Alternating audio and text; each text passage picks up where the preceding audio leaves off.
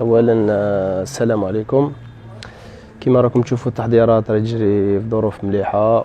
اللاعبين كلهم يعني راهم متحمسين، يعني البدايه نقولوا طي صفحه مرحله الذهاب، يعني اللي نقولوا يعني كانت مرحله يعني ماهوش المستوى يعني اللي ظهر به شبيبه القبائل في مرحله الذهاب. كما نقولوا جينا لهذا ستاج بوكو بليس باش نخدموا، باش نقولوا يعني نكونوا باش نديروا جروب مليح ان شاء الله، جروب سعودي باش ننطاميو لا فاز الروتور، ويعني ان شاء الله نلعبوا على المراكز الاولى ان شاء الله الى كتب.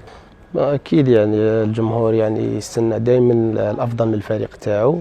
وين احنا نهضروا على اللاعبين يعني اللي غادروا نشكروهم، ومام هما يعني ساهموا معنا في مرحله الذهاب ولعبوا معنا، نشكروهم وربي يوفقهم في المشوار تاعهم.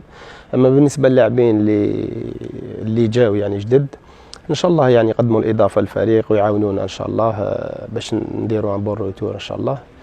بالنسبه لي انايا نقول راني نخدم وان شاء الله الباقي على ربي سبحانه، هو التوفيق من الله عز وجل يعني.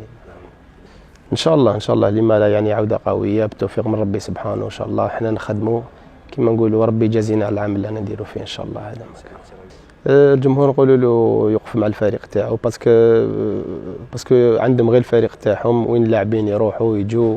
بالك اليوم رانا هنا، غدوه ان شاء الله مكاشنا، والفريق بك اللي يبقى ان شاء الله يوقفوا معاه يعني، وشبيبه القبائل ترجع لمكانها الحقيقي.